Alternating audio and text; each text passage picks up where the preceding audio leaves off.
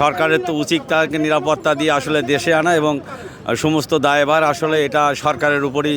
আবার শুনি তারেক রহমান আইছে, আবার শুনি আসে নাই, কোনোটাই তো সঠিক না। দ্রুত তারেক রহমান দেশে ফিরক, দ্রুত এই দেশে তার মার পাশে দাঁড়াক, দ্রুত এই জাতির পাশে দাঁড়াক, সন্তান মার কাছে আসে।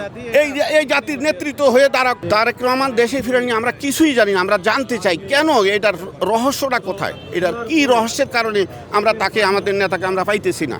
এটা রহস্য কোথায়? শুধু এই দেশের প্রশাসনের কাছে, এই জাতির কাছে আমাদের এইটাই জানার দরকার, আমার কি সমস্যাটা কি, কেন তার প্রোটোকল পাইতেছে না, কেন তার নিরাপত্তা পাইতেছে না, কেন সে দেশে আসতে সাহস পাইতেছে না।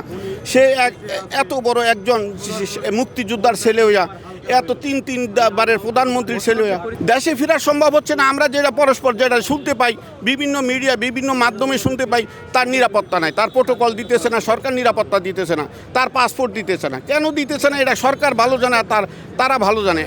আমরা সরকারের কাছেও জানতে চাই কেন তার পাসপোর্ট পাইতেছে না, কেন তার নিরাপত্তা পাইতেছে না, কেন তার প্রোটোকল পাইতেছে না, কেন সে দেশে আসতে পারতেছে না। এইটা তো আমাদের জানার, আমরা জানার চেষ্টা করতেছি। আমরা দাঁড়ে দাঁড়িয়ে প্রত্যেকের কাছে, আমি পারি না, প্রত্যেকটা সাংবাদিকের কাছে জিজ্ঞাসা করি, ভাই আপনারা এটা সম্বন্ধে কী জানেন, কেন সে আসতে পারতেছে না, কেন তার নিরাপত্তা পাইতেছে না।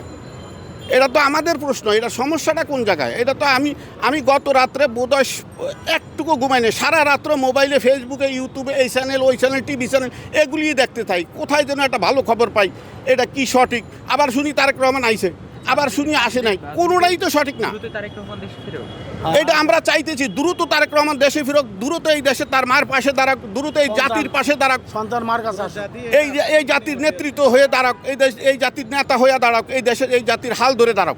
আসলে ভারপ্রাপ্ত চেয়ারম্যান সারা বাংলাদেশের মানুষই আশা করছে যে উনি যেহেতু তার মা গুরুতর অসুস্থ, এই মুহূর্তে পুরা বাংলাদেশের লোকই যেমন দোয়া করছে, তাকে আসার ব্যাপারে সবাই উদ্বিগ্নতায় ভুগছে। কেন, কি কারণে আসা যাচ্ছে না, আভ্যন্তরীণ বিষয়গুলো আমরা আসলে বুঝতে পারতেছি না।